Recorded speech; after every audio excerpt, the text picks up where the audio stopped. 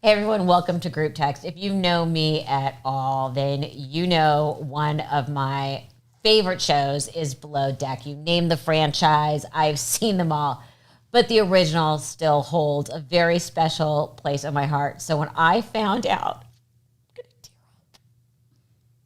that Fraser Olender was the current Chief Stew is going to come to my house and be my guest, I was happier than Captain Lee seeing clear skies. Fraser's the first man to land the role of Chief Stew on the show, also the first gay man to hold that spot, a former modeling agent in London. He's got to start in the yachting industry 5 years ago in Naples, and you've never looked back. Welcome. Thank you so much for having me here. You have no idea. You say you were excited. I was having palpitations on the way here. This is too much for me. But we have to explain how we connected. So I followed you on Instagram, and within 3 minutes of it was about 30 seconds. Of me following you, I get this DM going, oh my God, is that really you? And I'm like, oh my God, is that really you? I thought I was being pranked. How? I had the check mark. I know, but I was like, this can't be real. Surely not. And little did you know, I am a crazed Below Deck fan. And I'm so grateful. I mean, I can tell you everything from season 1 on. And we're going to get into Below Deck in a minute. What made you get into yachting? Because everyone says they're running from something when the people get to. So was it heartbreak, the law, and one night you woke up accidentally enlisted in the Merchant Marines? I mean well, quite almost. I was working in the fashion industry, and it was my lifelong dream, and I was doing it at quite a high level, and it couldn't get better than that. It couldn't get higher than that, but I wasn't happy. And there was nothing in it that just brought me to life. With an ex-boyfriend, I went on a super yacht as a guest in the south of France, and I spent a good 95% of my time with the crew, or at least in total awe and fascination with their love for their jobs. So was that good on the trip with the ex-boyfriend? That's what wasn't so good.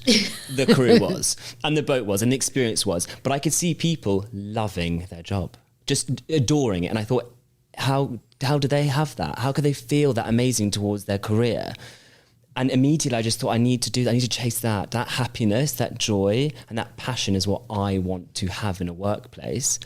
So went back to London, told everyone that I was going to become a yachty, and they were like, what on earth is that? And I was like, just don't worry about it.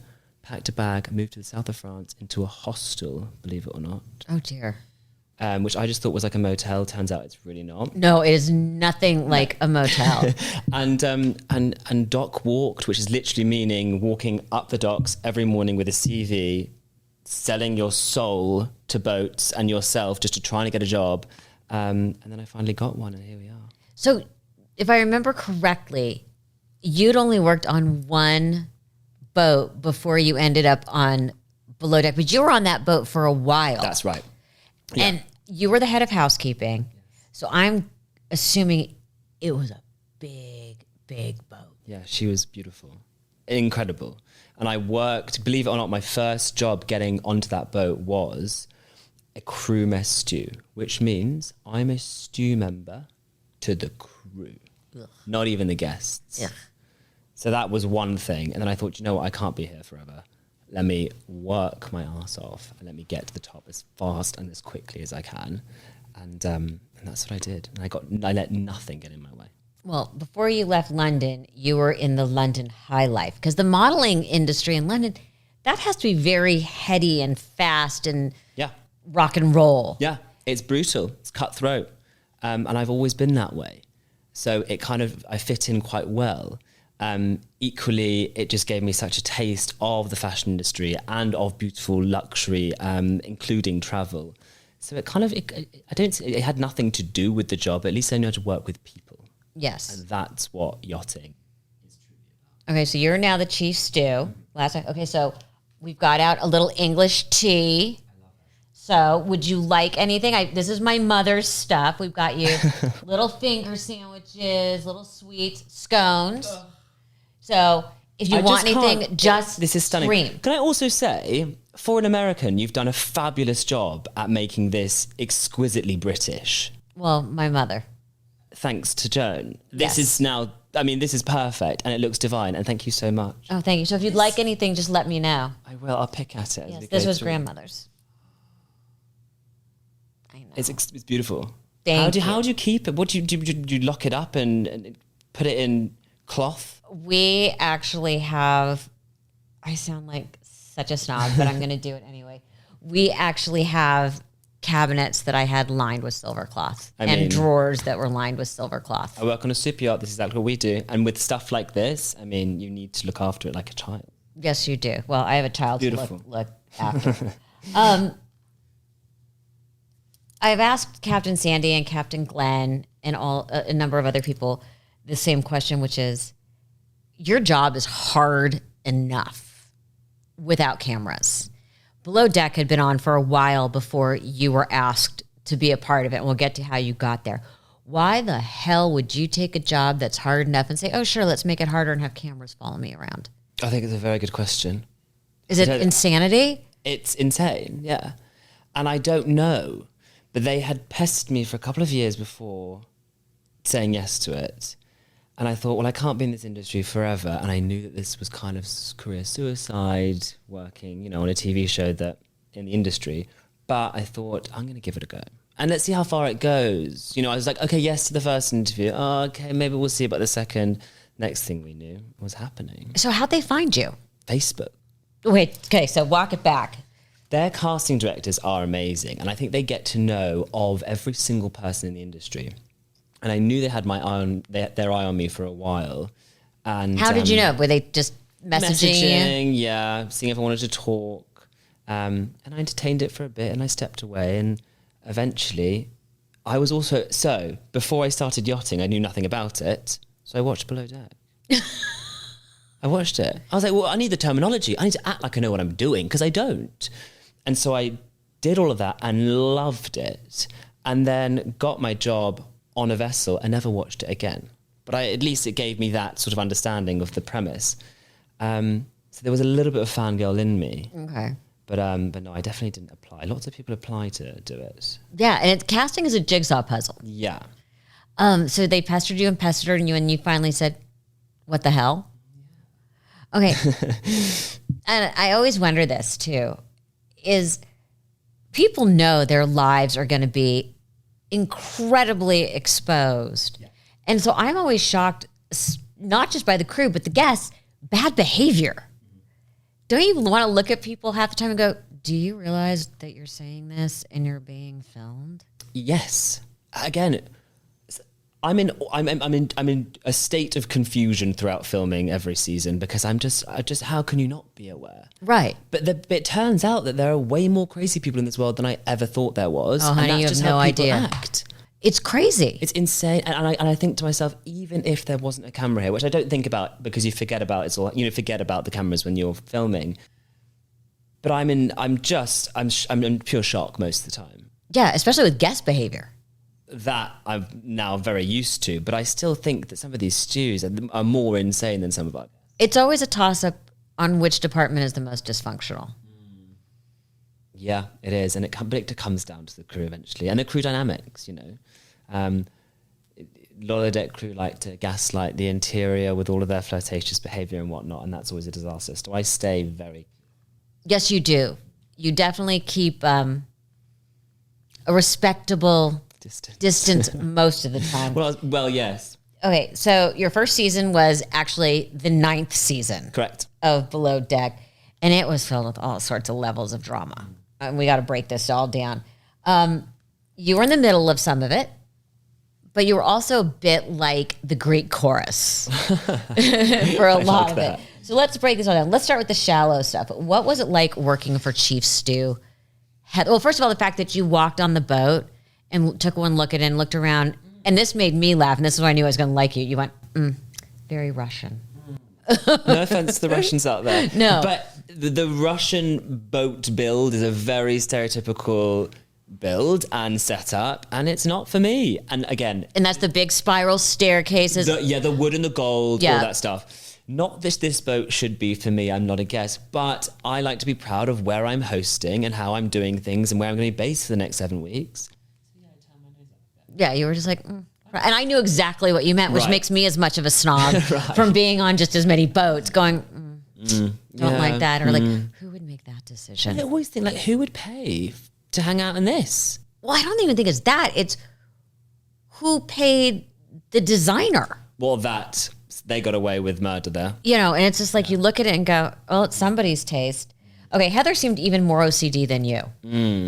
That seemed like a bit of a challenge. I felt like you were cleaning and she would come in behind you and then you would come back and find another water spot and wipe that off. And you put it great. You said it's hard to warm up to someone that cold. To an ice cube. Yeah. I didn't feel any connection. I didn't feel sympathy. I didn't feel warmth. And that is something that I feel like should be required in any interaction, professionally or personally.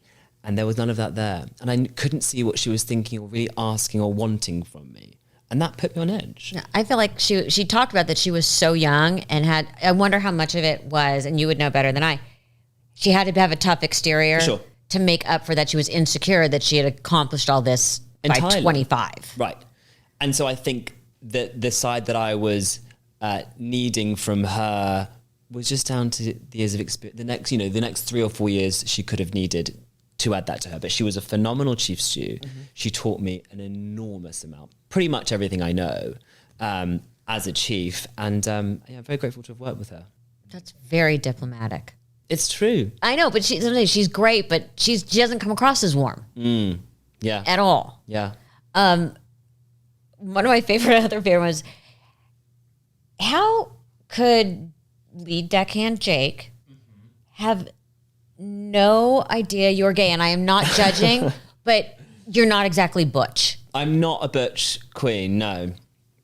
I don't know. And you can see my shock in the season. I'm you're like... But he's... okay, this is a bit... No, he's not stupid. He is oblivious to a lot of things around him in such a magical, wonderful way. Right. And he has such a kind, warm soul, and it's very Jake. It's very Jake to sit with a drag queen all night and think it's just a lovely woman. Is he that? He just doesn't care. And he's very open to everyone being themselves, and that's just that. And he doesn't... Well, he kissed you in the back of a van. Yeah, I love that. Yeah, that didn't... You liked him. Do you know what? I did have a little crush. And now we're like best friends. It's really awkward looking back. But who wouldn't want to give that a smooch? No, he was darling. And he got better at his job. He did. As he went along. And Eddie, we're going to come back to Eddie, because he is just like the ultimate. He and Lee are like the OG. And the fact that Eddie always leads with a bad joke kills me. He's great. He's brilliant television. He is. And I love the fact that when he talks about being short, that it's like person, Eddie, person. Rihanna. Who? Raina, yes. Rihanna. I was like, we can talk about Rihanna. I love her. Oh, we'll get to her. Raina, you were there. What version of that didn't we see? Because that was, okay, for people who don't know, Heather. Yes. Not unwittingly, but thought she was being jokey and funny. Yes. Repeated something that Raina said that involved the N-word. And it was obviously very upsetting. Yes. And Heather did apologize and apologize and apologize. Yes. And Raina kept saying, I believe you, I believe you, I believe you. She didn't. And justifiably was very upset and very angry. Yes. But wouldn't deal with it. You summarized that exquisitely. Oh, well, thank you. Because that's exactly what happened. And I have as much further knowledge as you do. And that's not much on that. Because it was fascinating that she was expecting reactions, like when she went the first time and talked to Eddie, and Eddie really believed that she was talking about how to deal with stress at work, when there was this whole subtext that had nothing to do with that had nothing that he did not know about. How I can't imagine being trapped in that situation with somebody doing something unwittingly so awful and insensitive, and then having to live and work with them, but then being stuck. And I really did sympathize with her that she couldn't let it go. Yes. Yes, I think it was more of a case of not understanding how to cope with how you're feeling. And I can't speak for her. It was a very uncomfortable situation for everyone at hand, but she was obviously very, very affected by it. And I don't think she ever was able to get to the core of solving that pain. Yeah. Or, healing. The only time there were 2 times, though, that I really wanted to reach through the TV and that annoyed me was the eye rolling. There was a lot of that. But she did that even before. Yes. She was a big eye roller. Yes. And that got, I felt bad for Wes. Yeah. When she went after at the end, Wes. I mean, that was awful. Well, I think that's when we all just said, you know what? This guy's just trying to help. Yeah. And now you're going for everyone's jugular. And for people who don't know, Wes is multiracial. He is, yeah. And he identifies as Black. He actually felt bullied in school because that he didn't fit in anywhere. And then she told him he couldn't possibly understand how she was feeling. And how insensitive is that? And I felt so badly for him because he was just trying. But I have to say, also thinking about Wes, I've never seen anyone with less game. Right. I mean, again, it was painful. The sweetest guy on earth, but excruciating to watch in the flirtation game. Yes. I mean, excruciating. He was heart-wrenching. And I just don't think he's got that fire in him. Well, the best is, for people, again, who don't know, that he would be having like an intimate conversation with a girl and they'd be leaning in. You saw her do everything but go like this. Yeah. And he'd go like, woo, gotta go. Yeah. And like, he would literally be like, I didn't know she wanted to kiss me. No cues there. Just wasn't getting it. No. He's just the worst game, as you've said, ever. Did you want to sit him down and say, like, Wes? Like, we all did. You did say to him, like, let's give you a game 101. And Jess was open to it. She was ready to go. Yeah, she did everything but, like, take her top off. Right. But she kind of didn't end up so No, that so was well. really tough. She just felt like she didn't want to learn. She didn't want to be there, Melissa, from the minute she got there. From the minute. So why did she take the job? You tell me. I wasn't there. You tell me. That's the thing. I would ask that to her. And I also would say, we tried to get to the root of the issue every single time she had a problem or a meltdown, and there was just none. She's just not a stewardess. And if she is, I hope she's doing really well, but not on a ship that I want to work on, because I was carrying that load above and beyond. In season 10, we're not season 10 yet. So I want to go back to that, because I've got so much I want to ask. Okay. There are a couple times that you perhaps have been a little overserved. Mm-hmm. And that's not typical of you. There is one where you're just like, I feel like you're ready to come out with you do come out with sunglasses. Last moment? Yes. It was hilarious. Now, how often does that actually happen? I mean, we see the crew going out all the time and getting just fucked up. Yeah. Let's not beat around the bush. We go crazy. Yes. We are working so hard. We see no end in sight of the season. And if you want to let your hair down, you do, because you've got pent-up anger, you've got pent-up issues. You just want to drink, and then you just don't stop. No. And also, yes, we are working, but we're in the Caribbean. It's beautiful. It's hot. It's great. And that's a side of the job that you really can enjoy, and really only that side of the job outside of work. Right.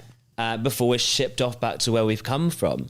So you let your hair down. And, again, not our finest moment, but we're all human and we've all done it. And if someone tells me they haven't, I don't want to sit with them. No, but you did have some good, perhaps. I went crazy. Yes, you did. But equally, I know that I'm not a crazy drunk, so I'm fine with getting crazy.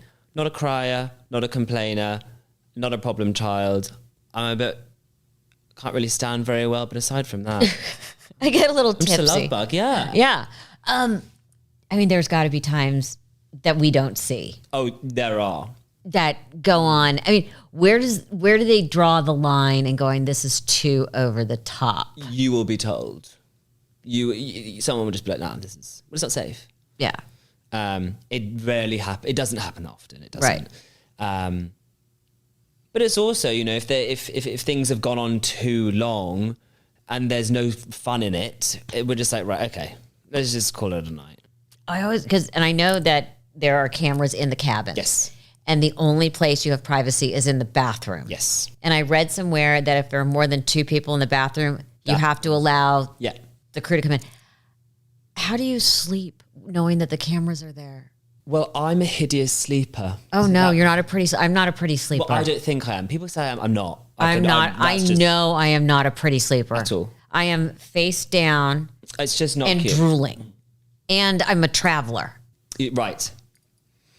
Me, it's when I close my eyes. I'm actually insecure about even blinking at this rate. I've seen a picture of me sleeping with my eyes. I just don't look okay. He's not a pretty sleeper. So I also stupidly picked the top bunk for my first season and saw enough of that. So going forward, I just know to just... But I think naturally you just turn your head away from the camera so that there's no... or blanket.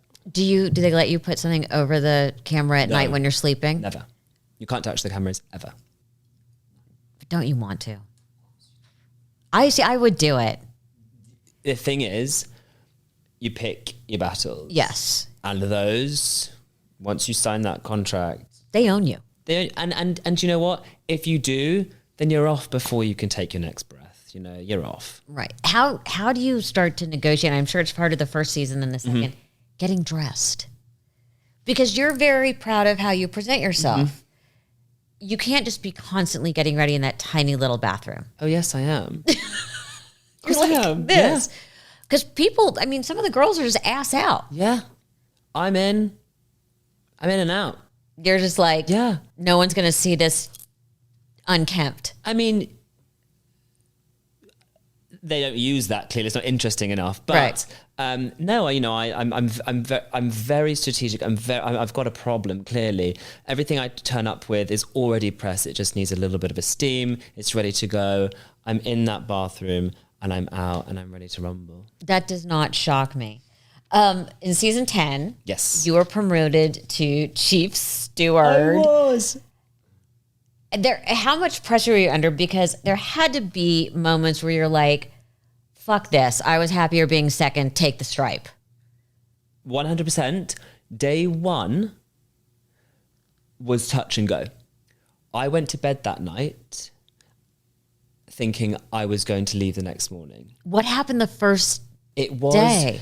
It was arriving to the vessel, the biggest vessel they've ever used on the franchise. It was 196. Huge. It's huge. With a whole new crew, with a whole new job, with a new position of a deck stew, with provisions coming in, guests arriving in less than 24 hours, and I didn't know where a fork or a glass was. The provisions was huge. Everything was just so much. I thought that I'd bitten off more than I could chew. And to be quite frank, I really didn't see myself taking on that season. My anxiety was through the roof.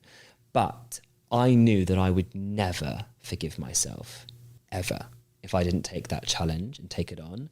Was I perfect that season? Absolutely not. But did I learn a mammoth amount? Yeah. Well, so much went on that season. We're going to break it all down. So before we continue and really get into season 10, may I offer you? Please. I have world's sweetest tea. What would you like? I am just going to have one of those little biscuits up there, I think. Which you guys have a total different understanding to biscuits than we do, don't you? No. Well, yes, but... I feel like I asked for a biscuit once and like a muffin cake. No. I know a biscuit is a cookie.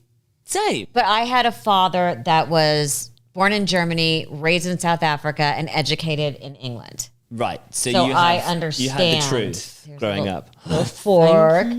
I will let you serve yourself because I don't want to touch your food. Oh, thank you. Wrong way. I'm going to go with this because that's delish. Doesn't that look nice? And then I will be tucking into a scone. Yes, and we have proper Devonshire cream. Of course you do. Because we knew we were having a proper Englishman. A high tea. Ever high tea. Okay, you eat. I'm going to ask you a question. Okay, I'm going to have a nibble. No problem. Okay. 10, a big season. Oh. So you're on as Chief Stew. You have a bit of a motley crew. A bit. Starting with the actual crew, with the actual deck team. Here comes, what was it, Ross, who seems to have his act together, and within the first 5 minutes of the show says, by the way, I like group sex. You have a very capable young lady, what was her name? We have Hayley. No, of the deck crew. Oh, sorry. Gosh, you're racking my brains now. We had... She's really pretty. Katie, she was great. And then the third, then you had Tony. Correct. And Ben. Yes. And there's all sorts of, but on the interior, you had Haley, Alyssa, and Camille, who's technically the deck stew. When did you know you were going to be in trouble with Camille? Because I saw it coming down the dock. Did you? Yes. I didn't. So it's funny you said, I really didn't. I thought, fine. I had all the warning signs. Really? Why? And it couldn't have been more incorrect if I tried, because she is perfection to me. Haley is what she is. Yeah, she is what she is. And that's all I ask of these people. You know, she comes on, you know, hair and tits and ass and lips and teeth. She loved it. Yeah. But she said yes to everything that was asked of her. She never complained, apart from every part of her body aching 24/7, but she never complained about any other thing. And she was an enthusiastic worker. And that is just the baseline of what you need in a stew. And funny. And hilarious. Do you get to see the interviews that people are doing before in real time? So I know that you guys do the interviews for each episode every, was it 3 days? Between every charter. Between every charter. Yeah. And I know one of the things I also know is like, which I always feel bad for the girls, is they set your look for the first interview and you're stuck with it for the entire season. And you think, what if you didn't like it? Yeah. So in the first interview they show with Camille, she's like, well, I always have to be, I was too big for that town and all this stuff. And you're like, oh dear God, this is going to be an issue. When did you know you were in trouble with Camille? I would have been the hair color because it wasn't natural. No, but I don't think any of my stews really look that natural walking on board. Again, I don't judge, because at those early stages, you can't make a decision. Because high maintenance, that's high maintenance hair color. Yes, it is. And you think, how are you going to... so is Hayley's. But Hayley's at least is dark. When you walk on with platinum white hair, you're going to get roots within minutes. Yeah, you got to be doing your roots every week. It's difficult because looking back, I watched, so I don't see, just to clarify, we don't see any of the content, nothing, until it airs with you guys. We actually see it a day before you guys, but that's it. Oh, well, that's reassuring. Nothing. And we have no say. No. So when we watch it back, also people don't understand, people have this very warped understanding about it and how it works, in that when something's happening on the boat and I'm not physically there, well, Kel Surprise, I won't have seen that at all or have any knowledge of it happening. So when people are acting crazy and they're like, Fraser, why aren't you getting involved? I'm like, well, because I'm not there. And people are like, well, but it's a show. I'm like, exactly. You have to understand that it's based on reality. And I can't see everything. So when I watched back and I saw Camille's attitude, I thought, good grief.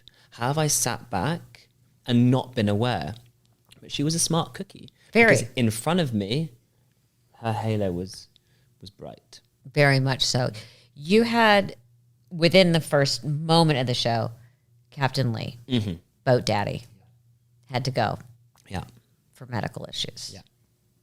You see Rachel fall apart because they are a really father-daughter relationship. And she's a fabulous chef, but a crazy person. Yes. Were you worried she wasn't going to be able to keep it together? No, I wasn't. No, she's a fantastic chef and professional enough to do her job without letting this affect her. I never worried about that. But the boat was very concerned about the future of our season and about Lee's health.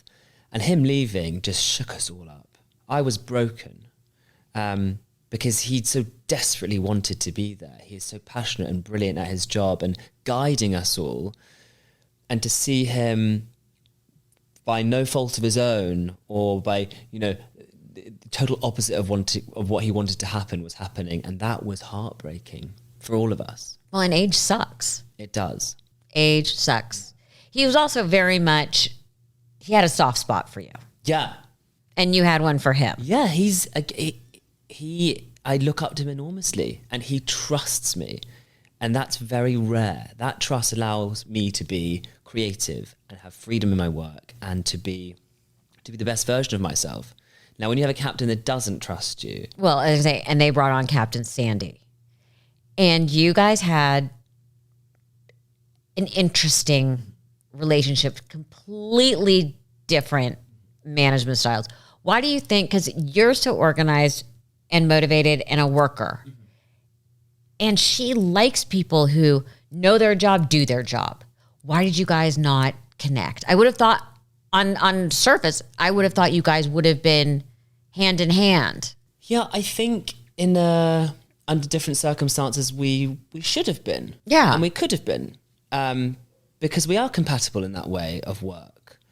However, I think that maybe, and I'm only just thinking about this now, I haven't thought about this answer previously, but maybe with the circumstances we were dealing with my crew and other people's opinions of Captain Sandy infiltrated in a bad way and got involved and lured me into, her having an issue with me. The other stewards didn't particularly like Captain, and I guess because I didn't shut that down quick enough, or I didn't hush it, I was in line to be, to be the one responsible for hiccups. Because I really did think you were going to just unravel and melt down. Yeah. So Close. Talk people through, who may not have seen it, the stew drama of season 10. Because it was intense, and you would not see stuff. The one you thought was stable turned out to be one of the crazy people. I mean, Yes. there was, I could not have, the casting was brilliant because there were so many personality conflicts. It was brilliant, but it was a nightmare to live. Well, okay, so explain to people where the different personalities. So we've got Alyssa, who is a fabulous worker. She's quick, she's thorough, she's a stewardess. Done. We've got Camille, who just wants to chill. She doesn't want to work, and she has far more fun drinking and playing and chatting to the boys than she does doing anything else. And on one of the first beach picnics goes for a swim. Goes for a swim. Right. She wants to be there, but not to work. Right. Who doesn't? Right. And then you've got Hayley, who is enthusiastic, hysterical, dry, British. She nails it all, but really not that great of a stew. But she says yes, and she tries, and that's all you can ask for. Right. That's the setup. The first idea of the setup. And after that, you've got two competing girls. You've got Camille and Alyssa, and they're competing for attention. They're competing for... It's a power struggle. It is. And I made Alyssa my second because she was a brilliant stewardess. And had experience. I would never take that decision back, ever. There was just no other way anything else could have worked. However, Alyssa imposing her dominance on Camille rubbed her up the wrong way. And they both were just at it. And then Alyssa did not have a wonderful end of the season. No. And that was strange. When the dynamic was no longer there between Camille and Alyssa changed. I then saw her really just slacking. She no longer needed to impress everyone by her hard work because Camille wasn't there. I'm interpreting. And I caught her on the phone, FaceTiming, sitting up with her legs up while guests are on board. Not a great worker. No. The deck crew had its own share of drama, of which, first of all, when Camille left and Ben unravels and cries. Like, dude, you knew her for like 48 hours. 10 minutes, Yeah. Could you even begin? Did you ever just want to shake him and go, what the fuck is wrong with you? I couldn't be bothered. I was so furious that he stopped talking and looking at everyone. He wouldn't have any communication with anyone. And I thought, do you know what? Grow up. what does she have a special vagina trick? Well, it's clearly something, because I don't know what that could be. He also saw her being so terrible towards the vessel, the job, and the crew. I'm just like, why? How can you protect that? Anyway, he stopped talking to us all, and I just thought, I'm not even going to bother. He can get over it. No, like, grow up, deal with that in your own time. But I'm going to work. Right, and Tony just always busy working out. That's right. Now, I can't remember which franchise it is, but isn't there one former deck member that has like a big OnlyFans thing with his boyfriend? Yes. No, was that Tony? No. Okay. He's from like one of the first seasons. Right. Oh, for some reason I kept thinking it was Tony. No, it's not. Although every previous cast member seems to be jumping on OnlyFans now. Yeah. Well, there you go. There's your next move. Absolutely not. I have bigger dreams. Exactly. So what was the hardest part of that second season for you? Because it also felt like there was a big sigh of relief when Lee came back. Yes. The hardest part was coming to terms with the job. And within that, allowing myself to trust others to do stuff, because I was doing everything because I felt like I had to oversee something. And that's just a management journey. Mm-hmm. And after that, I have to say it was my conflict with Sandy. And the way it made me feel, and the things, it was a very tough time because I had no one to fall on. You can't fall on your stews who are supposed to be looking up to you. You can't fall on anyone. No. And so, and trying to understand why there was such, I don't want to say aggression, why there was such... there was a very much an undercurrent of aggression. Yeah, okay, if you want to say it. Yeah. But yeah, I think there was, I felt very attacked. And I definitely wasn't attacking back or even having any reason to go that way. So I just felt like I was being pushed into a corner. But it is what it is. And we resolved things somehow. And I'm glad we did. And yeah, I learned... Sandy's a really good leader. Yeah. Yeah. She has a ton of life experience to bring, which is why I was so surprised that you guys didn't. Yeah. I also think it's mid-season. I'm already on the verge, of jumping overboard. I mean, I adore you and I adore your character, but you can be wound a little tight. Yeah, of course. And you know what? If I wasn't, then I can't say that. You wouldn't be as good at your job. I think so. I care beyond I should. Mm-hmm. And that's what sets me aside. And that's possibly why I'm the first male chief steward. And yet in the first season, you were all insecure when someone else was coming on. Yeah, of course. And also, the insecurities are good because they push you and they make you stronger and they make you more resilient. But yes, I learned a lot. Mm-hmm. I'm proud of it, and Sandy did teach me a lot, and I saw a different perspective of things there, and I'm really just happy that she eventually saw me for who I am and who I want to be perceived as in my position. I mean, you jumped up a huge. I mean, we saw you grow into the job. Yes, which was amazing. My favorite are the guests. First of all, where do they find these people? Honestly, I have no idea. Who would want to take a vacation? I know. And be filmed? I know. And Sandy actually once asked me, would you do the show? I said, I would be the most boring guest. Because when I go on vacation, I sleep. Sure. Read. You turn off. I turn off. Yeah. I mean, I couldn't even imagine, here's an entire episode of somebody sleeping. I know. And there's nothing, well, I guess it depends on the guest, but usually... the guests, bless their sweethearts, think it's about them. Well, it kind of, the show isn't. The charter is. The charter is. But the show's not. So with that comes, I'm going to be a dramatic arsehole and it's going to be great. Well, no, there's only one winner here and it's us who get to talk about you later. Because we're, What is the worst guest request you've ever gotten? Recently, I was asked for not an ice bath, but for the hot tub to be filled with ice after a workout in the Caribbean. That's not outrageous. That's just stupid. But it was so stupid because he didn't come back from it. He didn't withdraw the request. He was very much asking me to do it. And after saying to him on multiple occasions that just wasn't scientifically possible, still wouldn't let go. So I filled his bath up. And I was going to just fill your bath up. But getting him to that was... That's outrageous. What's the craziest? That's just ridiculous. Yeah. I mean, that's almost asking someone to do something just to see if they'll do it. Yes. True.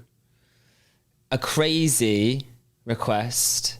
We sent a helicopter from Saint-Tropez to Monaco to pick up a pair of shoes for dinner that evening within 2 hours. God, people have money to burn. Were they nice shoes? She didn't wear them in the end. Think about that stress. Of course. Oh, God. You must have been twitching. So when I go onto Blue Deck, I'm like, okay, this is doable then, isn't it? That is insane. Everybody tends, the whole crew tends, to judge people coming down the dock. Yes. Where have you been the most right? Where have you been the most wrong? Always wrong. Really? Because it doesn't seem that way. Because it comes to a point where then you've made a mistake the first time you've judged someone by their first, impression. So you change your opinion on the next guest. You're like, well, I thought that about this person because they did this. And then it's always wrong. So I just don't do it. However, in season 10, our final guests, the muscly ones with zero expression came on board. And I thought, for our last charter this season, this is really what we need. Turns out they were divine. They were lovely. The sense of calm and tranquility they brought to us at the end of the season, it was like the gift of God. It was beautiful. They were lovely. Yeah. I also like the fact that you guys all judge them just by the preference sheet. Oh, yes, that's a good one. Yeah. That can be quite true, though. Yes. So you've got the doc sightings and you've got the preference sheets. Yeah. Because if a preference sheet's 2 pages long for 24 hours, 36 hours, if they're lucky, 72 on a boat. Again, eat around it, as I always say. I mean, yes. And I joke because I laugh because I have the palate of a child. Really? Oh, my God. I'm terrible. Right. I'm terrible. But that makes you easy. Except when everybody else wants to eat other things. Right, okay. I'm but again, on a soup, you're easy. Because if you just do a simple dish on the side, that takes 2 sets. Right. But I always think about, and I said this to Captain Sandy, I feel like I need to go back and apologize because I had no idea how asking for butter noodles for my child would throw the entire galley into chaos. I can see why, yeah. Yeah, it's like, he's this big. Yeah. But I do feel badly saying, no, I'll just have a plan. I'm always like, if you don't know what to do and it's too fancy, just give me a piece of grilled plain chicken breast. Because that takes 2 sets. Right. Which is brilliant. But you think, in front of house, you're like, that's not a big request. And then you see the organization, the time of what needs to be done for the others and how we're going to fit a chicken breast in that. Yeah. Sounds ridiculous, but it disturbs it. However, with that being prepared, we're good. Right. People that come on and just go, oh yeah, I love that. Or I'm happy with this. Or I just eat chicken. We love them. We absolutely love them. As long as you don't spring it on them. True. That's what's right. the hardest meal? I would think breakfast because it's so many different orders. Yes. Well, yes. I always try and push people for favorites and I go completely over the top about how wonderful the ones I want them to have are. And then it's quite easy. Breakfast, yeah. Dinner's always a menu and lunch we've discussed previously. So it's all kind of fine. Although recently we did a beach picnic where we did sushi and we put the sushi on, someone put the sushi in a large box on a bed of ice with a platter underneath it. And obviously ice melts. And that was totally submerged in the water. So all the sushi was gone. That's not good. It's gross. Wet sushi's disgusting. But also, think ahead, guys. Ice melts.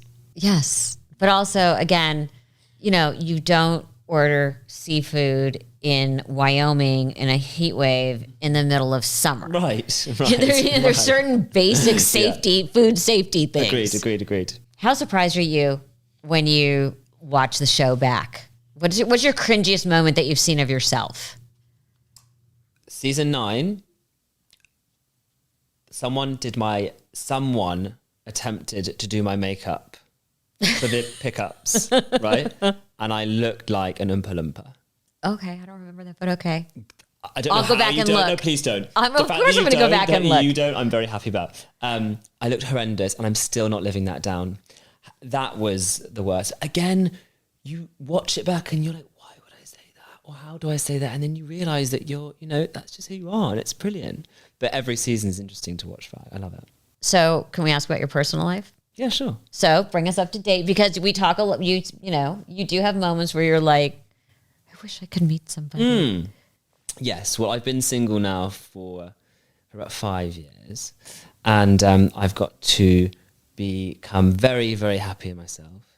And if someone comes along and who brings me nothing but more joy and happiness, then I'm very happy. And if someone comes along and brings me anything less than that, then I haven't got time for it.